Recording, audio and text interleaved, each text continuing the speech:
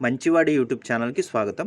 ఈ వీడియోలో కనిపిస్తున్న బుజ్జి బుల్లిదూడ మరియు గోవు ఆంధ్రప్రదేశ్ రాష్ట్రం ప్రకాశం జిల్లా దర్శి దగ్గరలో ఉంటున్న రాఘవారెడ్డి గారు అనే రైతు సోదరుడికి చెందినవి. రాఘవారెడ్డి గారు మన ఛానల్ ఫాలోవర్. ఈ గోవుని 6 నెలల క్రితం 42,000 రూపాయలకి కొనుక్కున్నారు. డిసెంబర్ 31 నైట్ ఈ ఆవుకి ఈ కోడిదూడ పుట్టింది. ఈ గోవుకి సీత అని నామకరణం చేశారు. అలానే ఈ బుజ్జిదూడకి రుద్ర అని నామకరణం చేశారు. రాఘవారెడ్డి గారు వృత్తిరీత్యా వ్యవసాయం చేస్తారు. వీరికి గోవులంటే చాలా ఇష్టం. వీరి కుటుంబ సభ్యులు గోమాతను ప్రతిరోజు పూజిస్తూ ఈ గోవుని ఫ్యామిలీ మెంబర్ లో ఒకరిగా చూసుకుంటారు.